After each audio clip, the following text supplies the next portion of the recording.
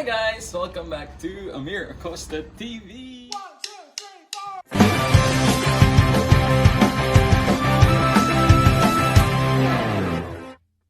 And today is another new episode of my life adventures. And so, ngayong pandemic, naisipan kong mag-try ng something new. And itong new thing na ito na natutunan ko is actually becoming a very good hobby and also an outlet for me to actually get my mind off, things, and it also cures my anxiety. So it really helped me a lot, and it's been really helping me a lot until today sa mga isipin sa buhay. So kung wala pa kayong clue, i-share ko na to sa inyo. So, lately, nag-aaral na akong maging planter.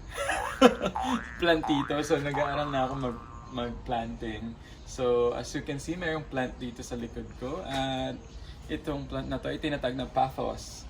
And so, in this video, i-share ko sa inyo yung journey ko with Pothos! So guys, napakilala ko sa inyo ang aking mother Pothos. And bakit Pothos? No? So I've been doing a lot of research online and asking friends. And for a beginner like me, what they suggested was to actually try to work on a Pothos plant because number one, very easy to maintain. Number two, very easy to maintain. And number three, very easy to maintain. Yun lang. So, at one point, sabi nga nila, you can actually abandon the plant. Ingay naman, no? Ingay dito sa amin. Anyways, kasi ganun siya kadaling ialagaan. So, it doesn't... Ang ingay, sorry. Uy! Joke lang.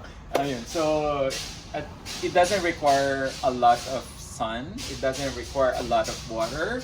And it doesn't require a lot of attention. That's why this plant is very beginner friendly. So, ngayon i-share ko sa yung Pothos journey ko because right now I'm actually propagating it, and so I'll share it to you now. Okay, so ngayon I would like to share to you my water propagations of Pothos. These are my baby Pothoses, and like what I said before, I'm a beginner and I'm very excited to share to you my journey. So, meron ako ditong tatlong batch ng baby Pothoses. So, this one is 3 weeks old, this one is 2 weeks old, and this one is a week old. So, tatlong batch sila. So, the best time to propagate the Pothos from the water to the soil is actually kapag yung rootlings niya is about 1 to 2 inches na. So, ibig sabihin, mas mabilis siyang a-adapt sa soil. Pero pag more than 2 inches, 3, 4, whatever, mas mahirapan na siya kasi medyo nasanay na siya sa water, no? So these are all water propagations. And the oldest ones, like what I've said before, is the 3 weeks one. So ito yun. And as you can see, we're actually using used milk tea cups from Sanity. Shout out to Sanity milk teas. Sobrang sarap na milk teas nila. Hello? Shout out. Hello? Shout out. So, this is a paid partnership. Joke lang, I wish. And so as you can see, kita ba? Wait, I'll get a clearer cup. Okay, this one. So these are 3 weeks old water propagated Pothoses. And as you can see, kita ba? Kita po ba? May gana natin, kunyari vlogger. Tama ba? So yan, meron na siyang around 1 to 2 inches na rootlings. So yun, lumalabas na yung mga roots niya, nakita nyo. So these are actually the best kind of roots or yung measurement ng root para ilipat na natin siya sa soil. And today we're gonna do that. I'll share it to you later as well. And so yun yung first batch ko, no? So ready na to so mga 3 weeks old na sila. So ready na sila i-transfer sa soil. So this one is actually an experiment. This one stayed indoors the whole time, my first propagations. And this one, the second batch, is a bit of an experiment because after the cutting, I actually put them outside the whole time. So these are actually out in the sun, outdoors, for their first week. And as you can see, it's not too good because I actually burned them. So I feel sorry for them, sorry, baby Pothos. Kasi nasunog ko siya. As you can see, yan, nasunog. Kita ba? Yan. Okay. And yung experience ko sa kanya, since outside siya, masyadong maliwanag, masyadong mainit, hindi nila carry yun. So, they don't like that. I think they're actually doing much better when they're inside. And medyo napansin ko na mabagal din yung paglabas ng mga roots niya. So, hindi ganun kabilis compared dito. Kasi dito parang 1 week pa lang talaga mahaba na yung mga bagong labas na roots nila. Dito, mabagal. Parang nahirapan talaga sila. And it was a bad, well, experience-wise, it's good. Pero bad experience for the plant. So, hindi ko rin yun isasuggest sa inyo. So, what I did was, after a week, nung na-experience ko na parang hindi sila happy outdoors, pinasok ko na sila uli dito sa loob. And so now they're doing well. And share ko lang sa inyo. So like this one. Again, we're using recycled cups from Sanity. As you can see, 2 weeks old na siya. This one. Tapos lumabas na ng mabilis yung kanyang roots. Nung nasa inside na siya. So we're doing well now for this one. So again, this batch, I'm sorry to you guys. And lastly, the most recent batch is this. They're a week old. And wait, let me share to you a better one. This one. So, as you can see, meron siyang, ayan. So, ayan, nakita nyo, lumabas agad yung rootlings niya. Yung kanyang puting roots. Wait, magpakita pa ako ng much better. So, this one stayed indoors the whole time. So, after cutting, they stayed indoors. This was a great teacher for me. So, these ones, yan, indoors na sila. And as you can see, 1 week pa lang, meron na siya agad ugat. Ayan, from the nodes, no? Sobrang galing. As in, sobra. So, guys, wag niyo akong gayahin. If you're propagating Pothos, make sure to keep them inside or sa mga greenhouse places nyo para hindi sila masunog. Ayun. So again, let's go back to this batch. So yung ating 3 weeks old na baby Pothoses. And I think perfect time na talaga sila para i-propagate sa soil. And so as you can see, yan, ready na sila. And halika, transfer natin sila sa soil. Ngayon na, let's go. Okay, so this is the moment. Kailangan na natin ilipat talaga yung mga 3 weeks old na Pothos from water to soil. So yung soil, available siya sa inyong mga local garden shops. And this one, yung isang sako, is actually worth 50 pesos. So what I'm actually gonna do now is that I'm gonna get some of it. And bumili na rin ako ng pot. So yung pot is around 3 for 100. So maybe around 35 pesos yung isang pot na ganito.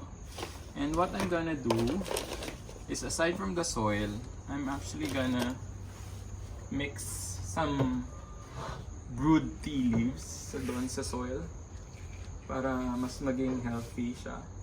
So ayan, as you can see. And then lagyan pa natin siya sa ibabaw na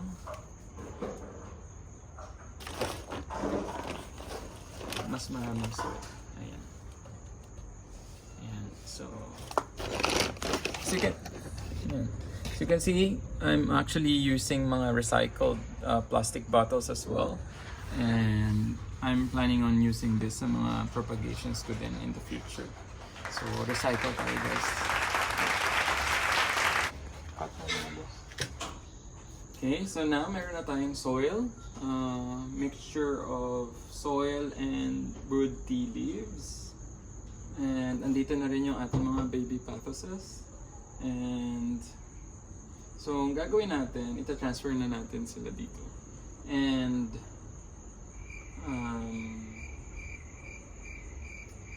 so it will be actually a bit of a challenge for them kasi as you can see, nasanay sila sa water.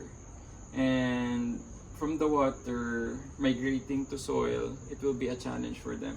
So what we're gonna do is mamaya pag nilipat na natin sila dito sa soil, babasain natin, mas gagawin natin moist yung water para medyo yung transition nila. Yung soil. Yun. Babasain natin yung soil kasi para mas madali silang mag-adjust. No? Hindi ko alam kung pwedeng gamitin yung word na mag-acclimate, I don't know. So parang ganun. So, ayan. So, usually, hindi lahat nagsusurvive. So, sabi nila, maglagay ka sa isang pot, hindi lang isang seedling. Hindi ko alam kung yun yung tamang term. Isang plant yung ilalagay mo. Mas maganda kung mga 2 to 4 para hindi kasi lahat nagsusurvive eh. So, luckily, mag-survive silang lahat. Let's cross our fingers for that. So, for this one, lagay natin 3. And hopefully, lahat sila mabuhay. Okay? So, yeah. So, what I'm gonna do is I'm gonna use this garden scissors. And I'll take... So, yeah. Nakita nyo yung growth. So, yung growth niya is around 1 to 2 inches. So, perfect na to for this one. So, lapit po kayo. Thank you. So, butas tayo. So, ingatan natin yung roots na hindi ma-damage. So, lagay tayo ng space. And then, ibaon natin siya dyan. Yan. So, meron na tayong isa. Lalagay pa tayo ng isa dito. Yan. And this is very exciting for me because this is actually my first time to do this. So, kasama nyo ako sa journey na to. So, ganun akong ka-beginner. As you can see, and as you can hear, hindi pa ako ganun ka well-versed when it comes to the terms that people use. Mga planting terms. So, yan. So, lalagay natin siya dyan. And then, last one. So, perfect lang siya for 3, no? Yan. So, gawa ulit tayo ng... So, DIY lang ako lahat, halos. Wala pa ako ng mga pang tusok sa lupa. Yan. So, patience is a virtue kapag nag-aalaga tayo ng plants. And so, this one, matatest ang patience natin. Kasi alam ko, at one point, magigigil ako to check and to see kung gaano ba sila kabilis na lumalaki. And so, ayan. Nasa plant na sila. So, salamat sa pagsali nyo at panonood nito ng video na ito. So now, as you can see, nalipat na natin siya sa kanyang bagong bahay. Nasa lupa na siya. And as I've said before, I'm a beginner and actually, this is my very first ever soil propagation from water to soil. So, samahan nyo ako sa journey ko bilang a newbie plantito.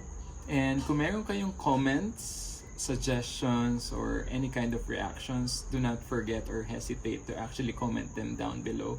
I'll be very happy to receive feedback from you. And kung nagustuhan nyo itong video ko na to, don't forget to subscribe, like, and actually share this video to your friends and family who are actually starting to learn or getting themselves into planting. Again, this pandemic, we can maximize it. We can actually create new beautiful experiences or results. So it's up to us, and planting is actually a choice that I made, and hopefully it would be the same for you. So ayun, enjoy and see you on my next video. Bye!